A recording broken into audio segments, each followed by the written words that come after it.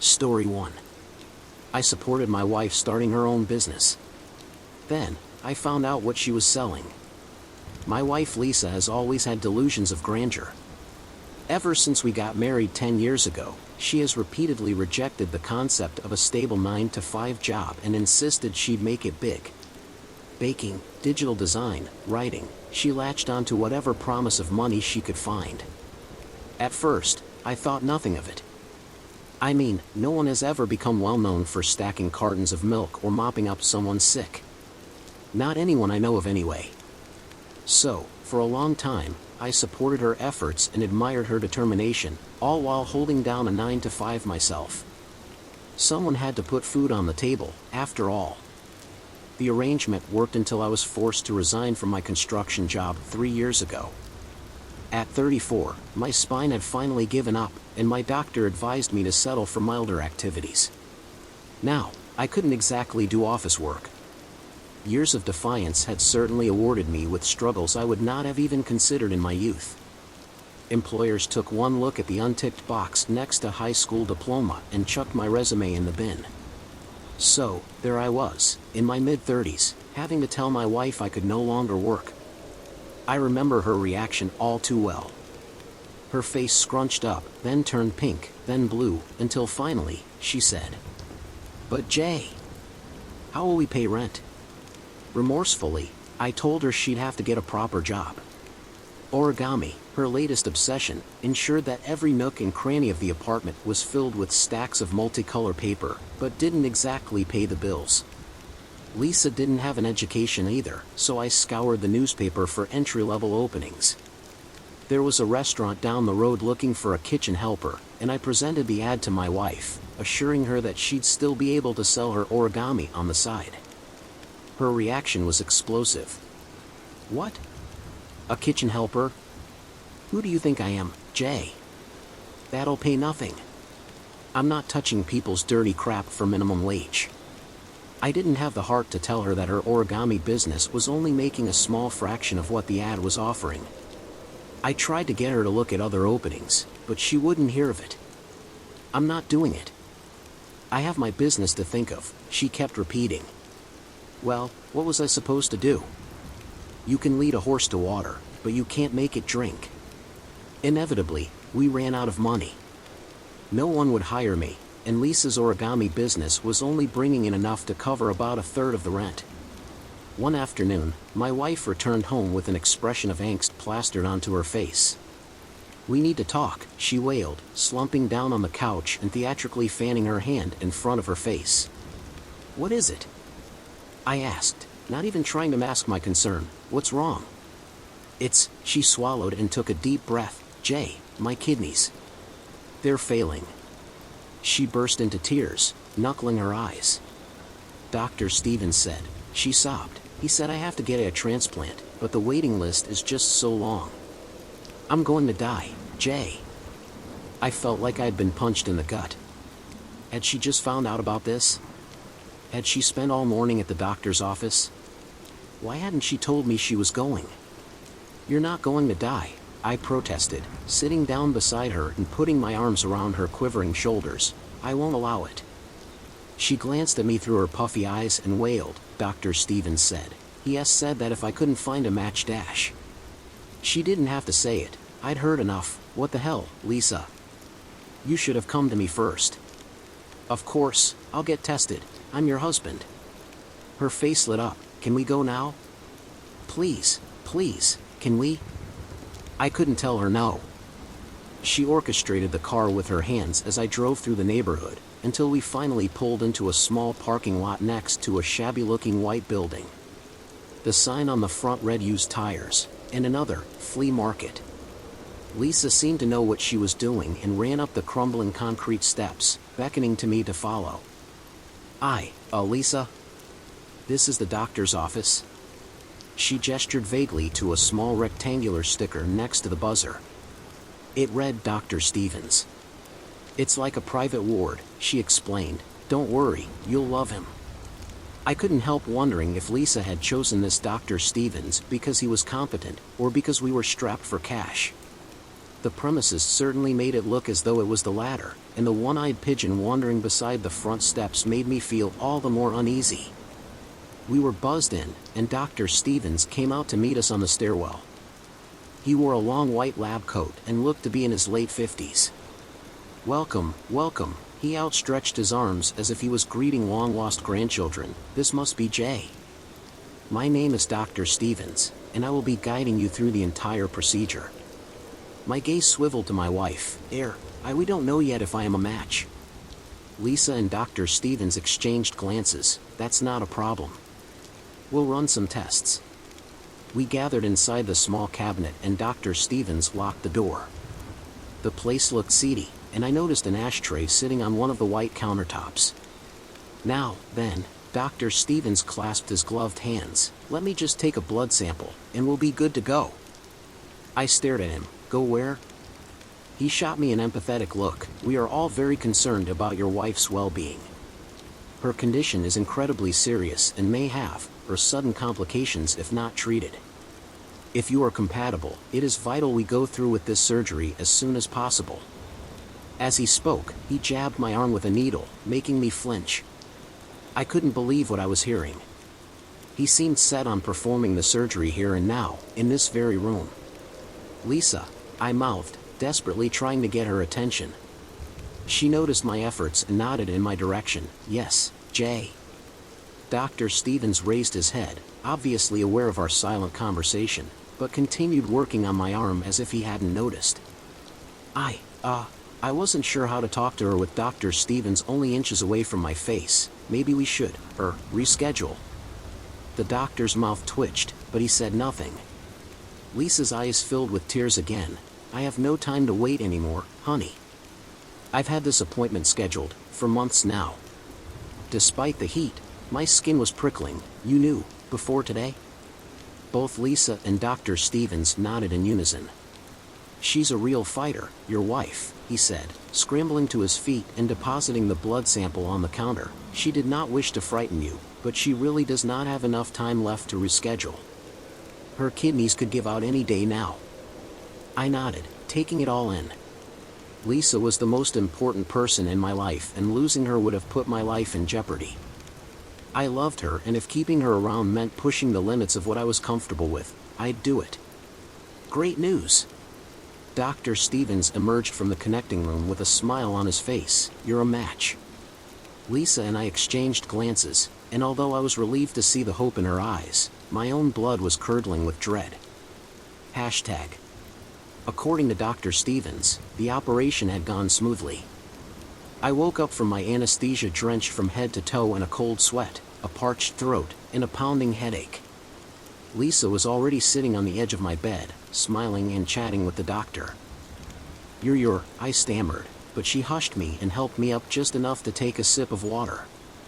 Granted, I'm no expert on medicine, but I was pretty sure an organ transplant was supposed to affect both of us. I didn't want to hurt her feelings by asking why she wasn't in pain, so I thought for a bit and murmured, "You're already up?" "Yeah," she giggled and leaned down to give me a kiss. Dr. Stevens said I'm ready to go home. I lay there, not understanding how she was feeling so great when my entire body felt like it was being perpetually sawed in half. As soon as Lisa gave me a final hug and strutted out the front door, I turned my attention to Dr. Stevens. "How long till I can go home?" I asked, watching him light up his cigarette on the opposite side of the room. He exhaled a large cloud of smoke. "I'd say, about 5 days. 5 days. 5 days of staring at the tiled ceiling and watching Dr. Stevens blow rings of smoke into the ether. But, he tapped his cigarette on the side of the ashtray, "there is a caveat." I tensed up and immediately felt the stitches in my back protesting. "What? Are you a smoker, Jay?" he asked, casually suckling on the filter of his cigarette. I contemplated my answer. On the one hand, Dr. Stevens was a doctor and likely knew the answer already. On the other hand, I certainly wasn't a heavy smoker. I'd have the odd cigarette here and there, but was certainly not partaking at the level I used to in my 20s. "Yes?" I said, realizing too late that it came out more like a question than an answer. Not wanting him to take it as a given, I added, I mean, I used to.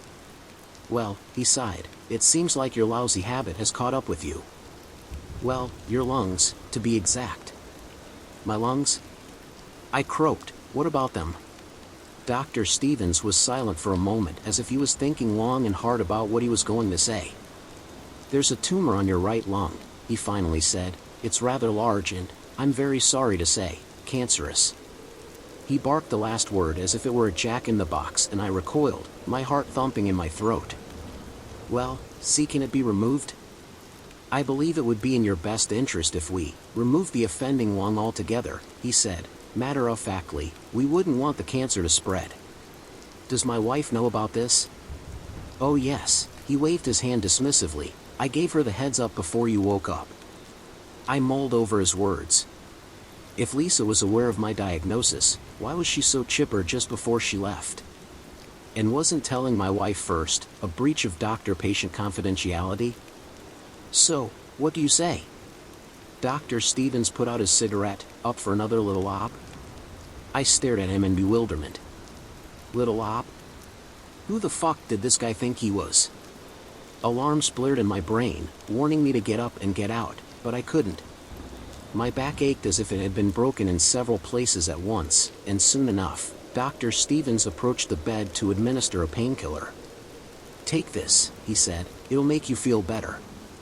I examined the little white pill in his hands, but there was no way I was going to take anything else he gave me. I let him place the pill onto my tongue and pretended to swallow until he retreated to his ashtray. Oh, and think on that operation, he smirked, lighting up, wouldn't want you to suffer the same fate as your wife. I wondered what the hell Lisa was thinking, choosing a doctor like this. There was no way I was about to spend the next few days under the knife, trusting Dr. Stevens to carve out parts of my body, one after the other. To his astonishment, I shoved the covers away and made my way towards the door through gritted teeth. No, thank you, I spat, I'll take my chances. Hashtag. I didn't have any spare change for a cab, so I had to walk. It wasn't that far, maybe 10 blocks, but my back pain was quickly permeating throughout the rest of my body. I stormed in the front door of our apartment and found Lisa kneeling on the floor, surrounded by neat little piles of cash. What's this? I demanded, glaring at her.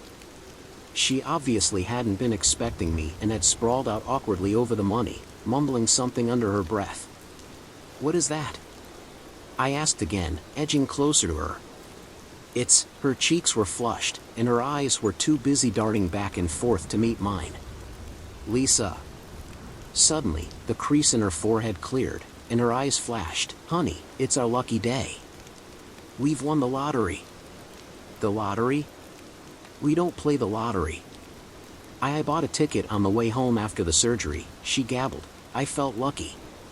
And look. Now we have enough to last us months and months. I stared at the piles of money strewn across the floor. There must have been tens of thousands. No, hundreds of thousands. I swallowed. How much did we win? She swept the stray bills into a little pile with her hands and looked up at me. 300,000. Now, in any other circumstance I would have jumped for joy. $300,000 was a ridiculous amount of money.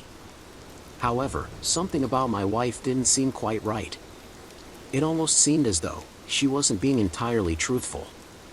Aren't you happy? She asked, wide-eyed. We're rich. I took a step forward and she recoiled instantly. Jay? Honey, her voice quivered. What were you doing wandering around town, buying lottery tickets, while I was in a hospital bed, recovering from your transplant? She flinched.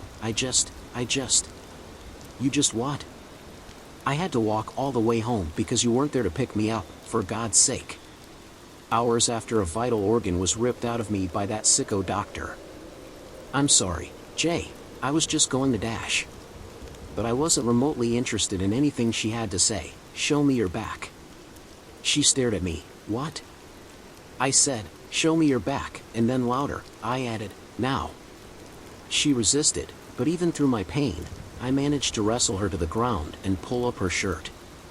The skin on her back was perfectly smooth. Not a single scratch, incision, or stitch in sight. Okay, Okay, she wailed, I sold it. Look at us, Jay, we're broke. We barely have enough change to buy flour, for God's sake. We needed the money, and dash. Don't tell him anything, a voice behind us interjected. Are you crazy? I looked up and there he was again. Dr. Stevens, towering above us, a grim expression on his face. What the dash? I started, but he cut me off. Lisa, go pack your things. God knows what else you've said. We can't stay here anymore. My wife shot me an apologetic look, but Dr. Stevens ushered her out of the room. I don't understand. My voice was panicked. Why are you here? Where are you taking her? He chuckled. Oh, I assure you I'm not taking her anywhere. She's pretty happy to come along. I felt my world crumbling around me. This man, and my wife. I couldn't bear it. With clenched fists, I charged at Dr. Stevens, but I was too weak. He stepped aside, and I smashed headfirst into the glass cabinet. Everything went dark. Hashtag. I awoke in a white hospital bed. My first thought was not again, but when I managed to turn my head, I noticed that this ward was far bigger and brighter than Dr. Stevens' crummy cabinet. There wasn't a single ashtray in sight, and the room smelled of antiseptic and soap. Story 2.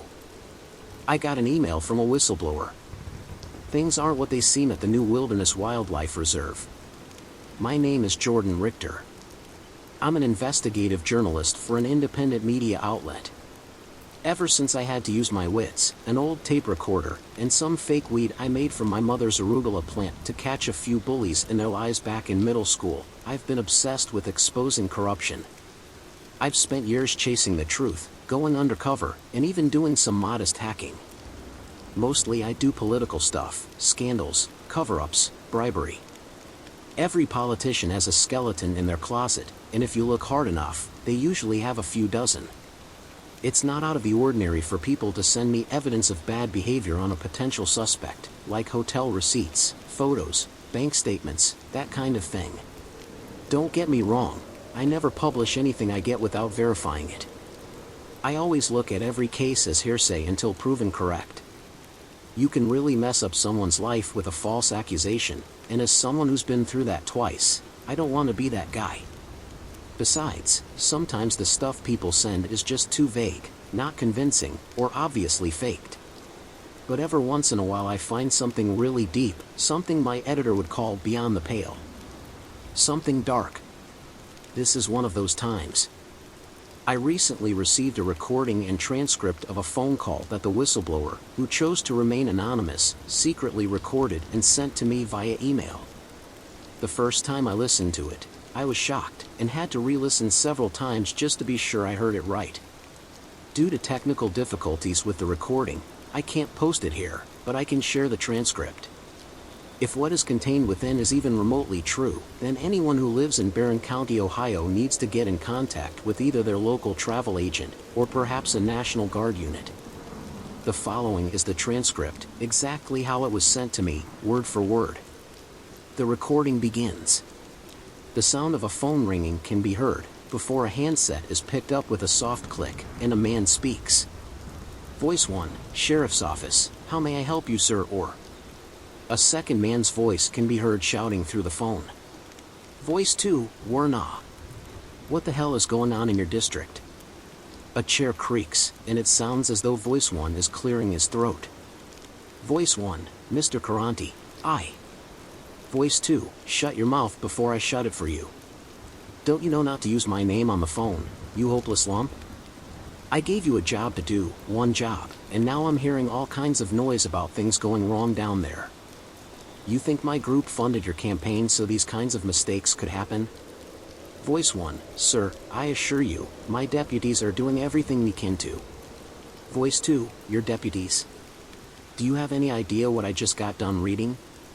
One of your loudmouth deputies has been blabbing online about seeing a techno in the freaking woods. Thousands of people viewed his post, Warnaw.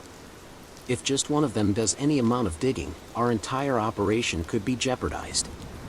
The sound of a pencil snapping in half can be heard. Voice 1, aye. I'll find the responsible man and deal with him, sir. It won't happen again. Voice 2, it better not. As for the park, why didn't you seize control of New Wilderness like I directed? We need that installation as a base for operations, and those 2-bit rangers are still running around firing guns everywhere, stirring up the herds, and causing the anomalies to migrate. I want them gone, Warnaw. I don't care how you do it, just get rid of them.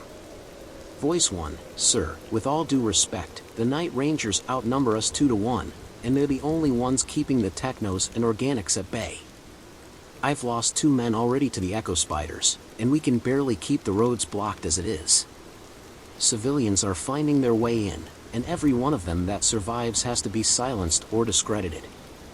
I need more men. Voice 2, I have 1,000 of my best fighters on standby as we speak. But I need live specimens, Warnaw, the more the merrier, and we can't get them if those polo shirt wearing rent-a-cops are killing them all. Ever since that Cromwell girl popped the last Oak Walker, we've had nothing but spikes in the electromagnetic satellite readings from your area. Time is of the essence if we want to contain this thing. Arrest the Night Rangers, clear the New Wilderness Wildlife Reserve of all personnel, and prepare the site for Elsa to move in. Voice 1, if I move on the park, the Rangers might resist. I know the head of security there, and that old Marine won't give up without a fight. This could spark a real shooting war right in our backyard, and if the public finds out. Voice 2, if the public finds out that there are moon-eyed freaks stumbling around in the woods, they'll start the shooting war themselves. For God's sake, Sheriff, use your head for something other than a hat rack. You want to flush the Rangers out? Drive a herd into them, and let the freaks do their job. Once everyone's dead, we'll come in and clean up. No one will ever have to know it was you. Voice 1, look, this would be a whole lot easier if we had more help. I'm not a miracle worker, and rumors spread every time we take another casualty on the force. It's a small county, sir, with even smaller towns. All it takes is one person talking, and I can't contain it. Just give me 50 guys, kit out and ready to go, and at least then we can man the roadblocks. There is a long pause, and a clock can be heard ticking in the background. Voice 2, fine, I can send 50, but no more until the LZ is clear. The situation is rapidly deteriorating, and the more men we move, the more attention we'll attract. If we can't seal the breach soon, we could face an ecological disaster that would make Chernobyl look like Christmas in the Bahamas. I don't need to remind you what we'll be forced to do if that happens. Voice 1, clean sweep. Voice 2, exactly. I won't risk creating another Black Crow Island. The press is distracted by the upcoming elections right now, but if we make one slip up, we'll have reporters and homegrown watchdogs breathing down our necks all across the country. We cannot afford another disaster zone, especially not after what happened in Canada. Voice 1, I understand, sir. As soon as the reinforcements arrive, I'll have New Wilderness captured for you within a week. 3 days tops. Voice 2, time is critical, Warnaw. Do not disappoint me on this. Get control of your department, shut the Night Rangers down, and keep the anomalies contained until we get there. I'll work on suppressing any more online activity regarding your area and run some interference in case a few wannabe private eyes start Googling things they shouldn't. Voice 1, yes sir. Voice 2, oh, and one more thing. The leak in your department, it's some moron named Haymond. I don't care how you do it, or where, just make him disappear, now. Voice 1, Haymond, huh? I should have known. Believe me, sir, it's as good as done. There is a muted click from the other end of the line, and the recording ends.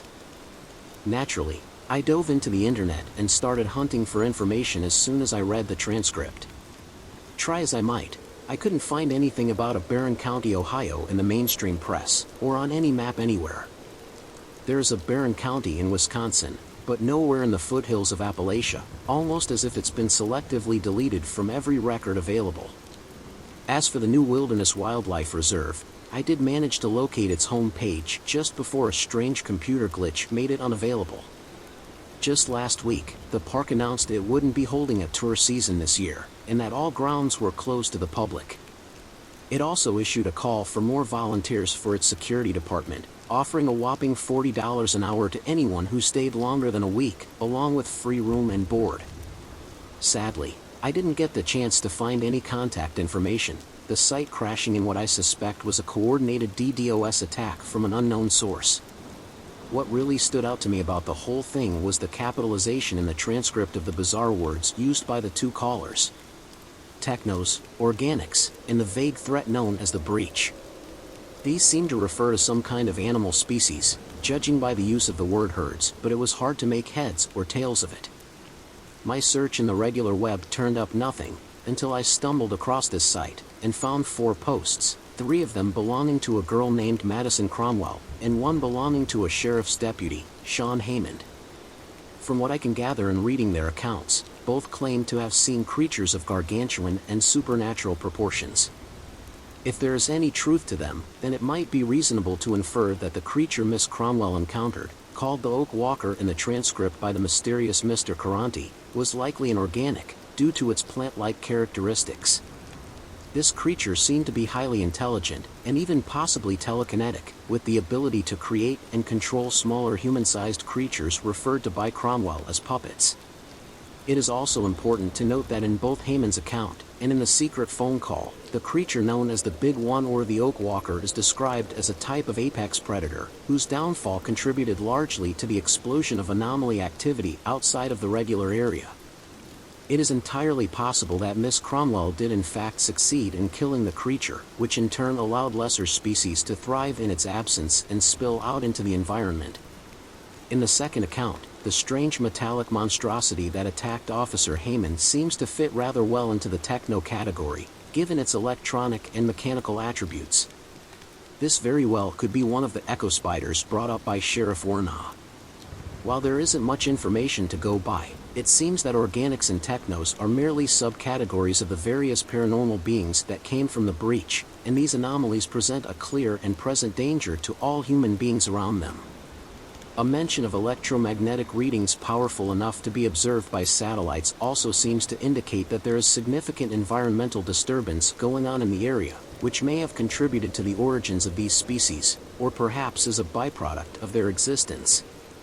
This, of course, was troubling to say the least, but I wanted to know more, and for that, I'd have to find the people who had supposedly witnessed these occurrences firsthand.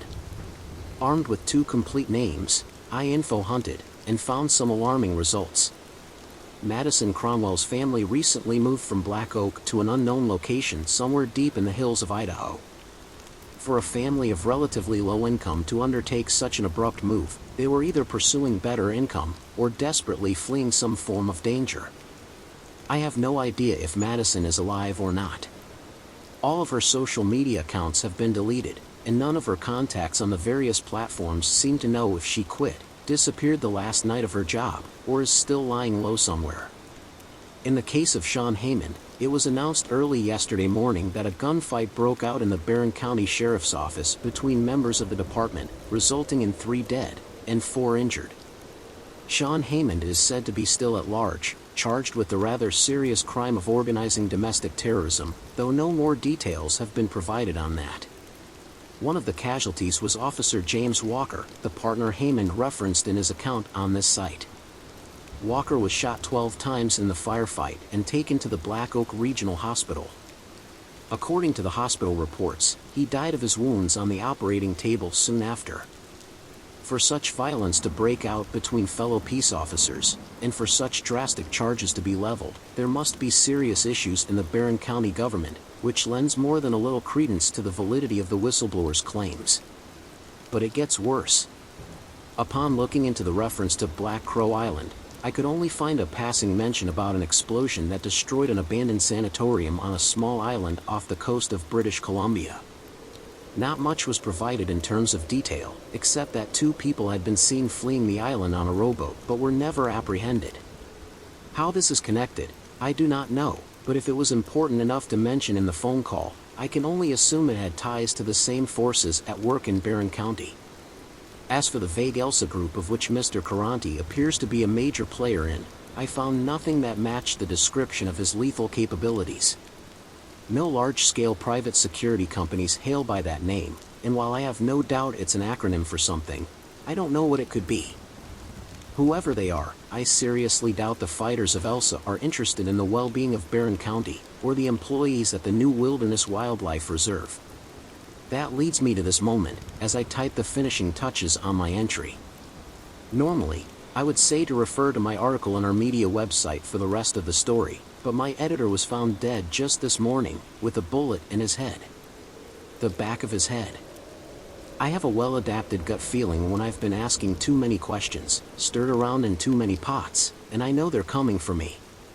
Random cars have been following me to and from home, strangers keep watching my apartment building, and I found a tracking device stuck to the trunk of my car today. Maybe this little post will garner enough attention to alert the people of Barron County to their imminent danger.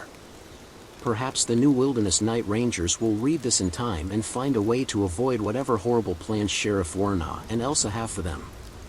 Regardless, my part in this investigation is at an end. My wife and 2 boys are waiting for me at the predetermined spot I arranged over the burner phone I bought at a local phone kiosk. I have withdrawn all my money in cash and have booked flights for 3 different countries, bus tickets for 4 different cities, and a rental car with 3 sets of fake license plates. My social media accounts are all deleted, my entire family has shed their personal phones, and I even dyed my hair. If someone reading this is hunting me, good luck. I've dug up people who didn't want to be found for half my life, and my family is at stake here. You'll never catch us. And if you're someone who lives in Barron County, or heck, anywhere near Ohio, all I can say is, brace for impact. Story 3. Me and my buddies visited an old abandoned cave. I visited an old abandoned cave in Ohio. Back when I was young and dumb, me and a couple of my friends thought it would be a good idea to explore a little bit. One day after school, we all gathered and drove to an old cave, not knowing it was haunted. We were in southern Ohio, next to Hocking Hills.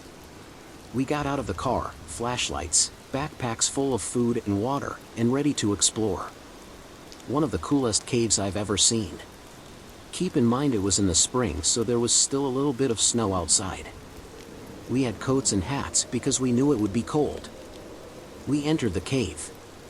Beautiful, icicles hanging off the top, the sun glowing off of the ice layered on the bottom, a breathtaking sight.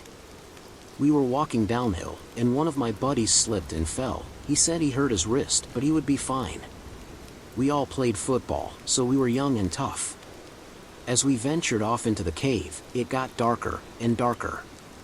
One of our friend's flashlights died, so we gave him more batteries to put in it. But he dropped it and broke it. Light bulb inside of it was shattered. So that means there's 3 of us with a flashlight, and 1 without. We told him to stay close. I would say we were a half a mile into the cave, and it got real cold. We felt like we were being watched. I thought I was hearing shrieks off deeper into the cave. I thought I was hallucinating, for about 5 minutes until my friends heard it. Ear-piercing shriek that felt like it was up in the small little hole up in the top. So my friend quickly shined his light up into the hole, and we see a dark shadow quickly fade, all of us, and we decided it was enough. We all started to run back. Sounded like the shrieking kept following us the entire way back. As we were running uphill, my friend, without a flashlight, slid to the bottom. We all slid on our asses and got down there as soon as we could. He said he saw something he wishes he would have never seen in his life. We rushed out of the cave into the car and drove away. We got to the Kroger parking lot and sat there. My friend said it was an old, grown, pale man, no eyes, half of a nose, and it never stopped shrieking. He felt like it was mind reading into his soul. He felt possessed. We went to the local library in our town and did research all day. We figured out that an old man was trapped in the cave and never got rescued. There was a picture of his missing poster had his name posted on it. We couldn't sleep for weeks on end. It still haunts me to this day. Knowing our friend could have been kidnapped by that figure. Never would have been seen again. Could have ruined our whole lives, living in guilt. We haven't talked since we've graduated from high school. We all went our separate paths and continued on with life. I would definitely say that if you want a truly horrific experience, I would go there. As I was typing this, it brought back terrible memories. It was a traumatizing experience, just to picture what my friend seen.